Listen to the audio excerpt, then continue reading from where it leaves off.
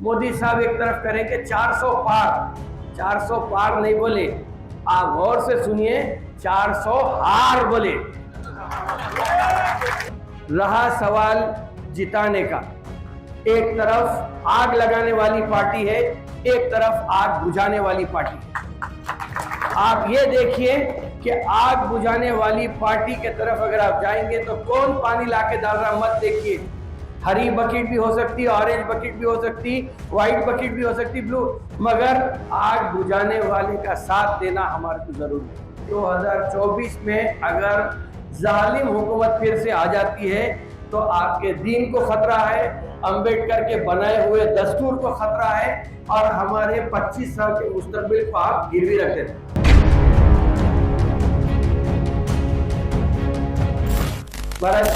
बहुत बहुत शुक्रिया आप सबका यहाँ जमा हुए। मैं आखिरी तकरीर है, ज़्यादा वक्त नहीं लूँगा बिकॉज सुबह 5 बजे से निकल रहे हैं कैनवसिंग के लिए, तो थक गए होंगे। लेकिन मैं ये कहूँगा कि 75 साल पहले जब अखबार की शुरुआत हुई थी, उस वक्त के हालात और आज के हालात में कोई फ़र्क नहीं है। 10 साल से हम लोग देख रहे हैं कि किस तरीके से ख़ास तौर पे मुसलमान को और SC ST को जिस तरीके से परेशान किया गया है, कभी दाढ़ी टोपी के नाम पे, कभी कपड़ों के नाम पे, कभी खाने के नाम पे, इस किस्म से दलित को और मुसलमान को बहुत ज़्यादा परेशान किया गया था।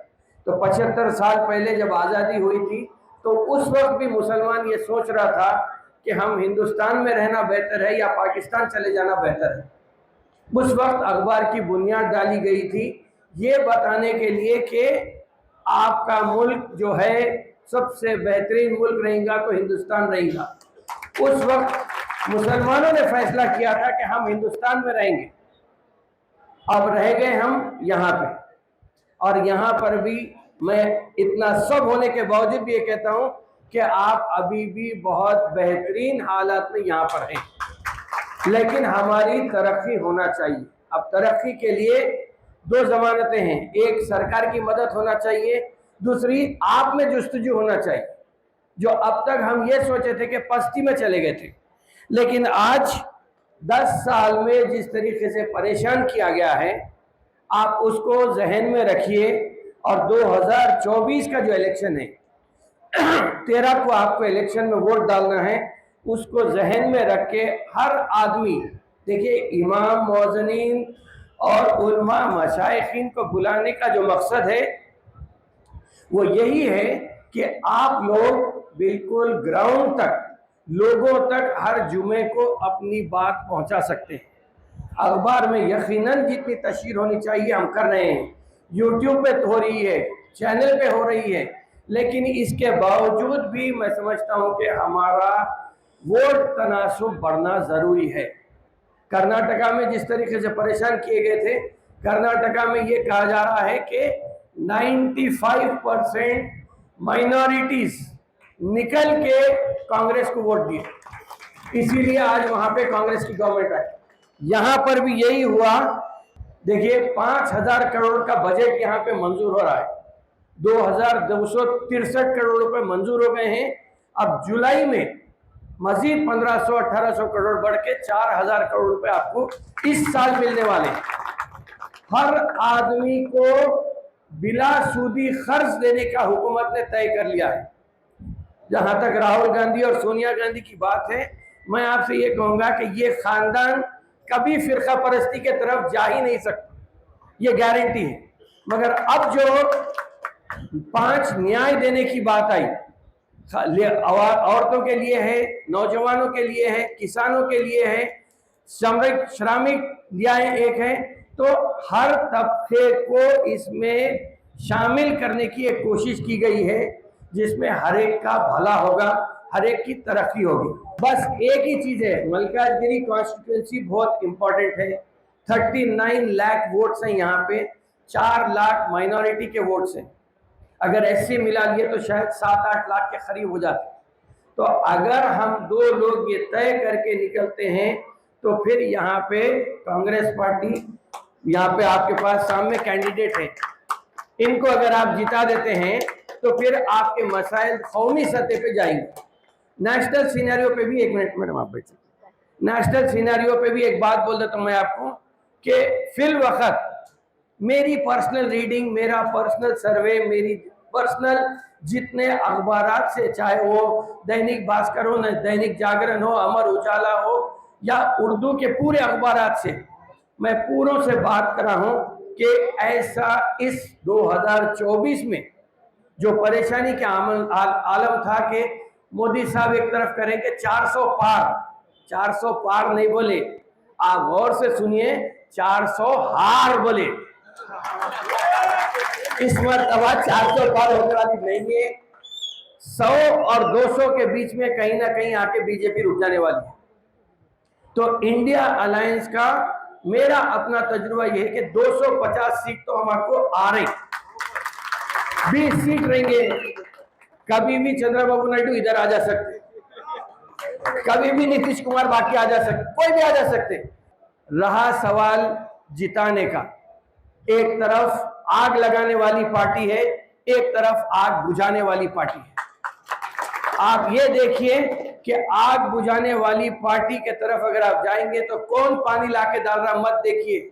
हरी बकेट भी हो सकती, ऑरेंज बकेट भी हो सकती, व्हाइट बकेट भी हो सकती, ब्लू, मगर आग बुझाने वाले का साथ देना हमारे को जरूरी है। ये सोच के अगर हम आगे बढ़े आज, तो फिर एक 10 साल के लिए, इसलिए कि 2024 का इलेक्शन, एक और आखिरी बात बोल के मैं बात खत्म कर रहा हूं, 2024 का इलेक्शन क्यों इंपॉर्टेंट है? क्योंकि 2026 से रीऑर्गेनाइजेशन ऑफ कॉन्स्टिट्यूएंसीज होने जा रहे हैं।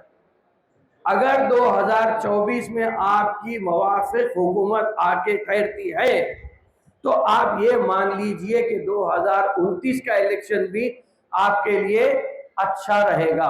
आइंदा 25 साल तक अगर आप अपने मुस्तकबिल को महफूज बनाने की अगर कोशिश करते हैं तो मैं समझता हूं कि इस बार हर आदमी को, औरत को खास तौर पे, होता ये उमूमन मुसलमानों के घरों में ये बात होती है कि हम आदमी निकल के वोट डाल देता है, औरत घर में पकाते रहती। नहीं, इस बार 2024 को 13 मई 2024 को आप मान लीजिए कि आपको अपनी बीवी बच्चों के साथ निकल के जाना है और हर आदमी कम से कम अपने वोट का इस्तेमाल करना है, अपने रिश्तेदारों को बोलना है, अपने पड़ोसी को बोलना है।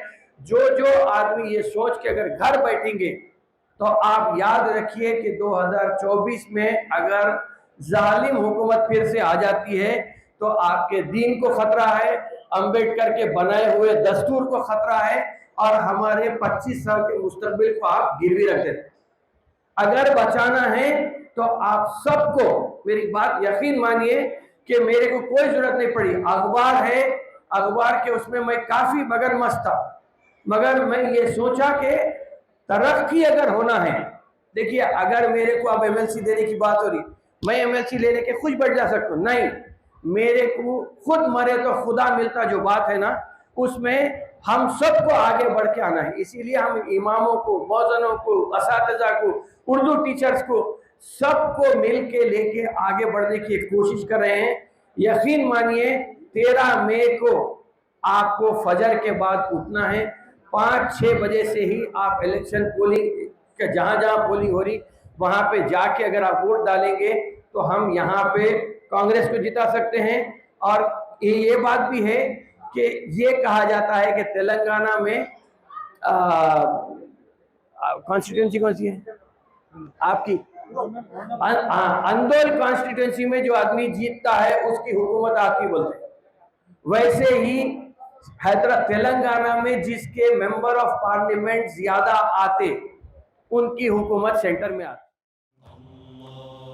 सारी इज्जतें अल्लाह ही के लिए है और अल्लाह ही मेहरबान निहायत रहम वाला है। हज और उम्रा का फरीजा अदा कीजिए Al Hind global services private limited के स्टार और बजट पैकेजेस के साथ। हरमैन शरीफ के करीब स्टार होटल्स में क़याम, 3 वक्त हैदराबादी जायकेदार खाने, एसी बसेस के जरिए मुकद्दस मुकामात की ज़ियारतें, सऊदी एयरलाइंस की डायरेक्ट फ्लाइट, हुकूमत सऊदी अरब और हुकूमत हिंदुस्तान से मंजूर शुदा। अल हिंद ट्रैवल्स की जानिब से हाजियों के लिए एक बेहतरीन तोहफा। अल हिंद के साथ उम्रा ट्रैवल करने वालों के लिए नेक्स्ट उम्रा ट्रिप पर 1% कैशबैक हासिल कीजिए। मुख्तलिफ ममालिक के वीज़ास और एयर टिकटिंग के लिए एक बार जरूर तशरीफ लाएं।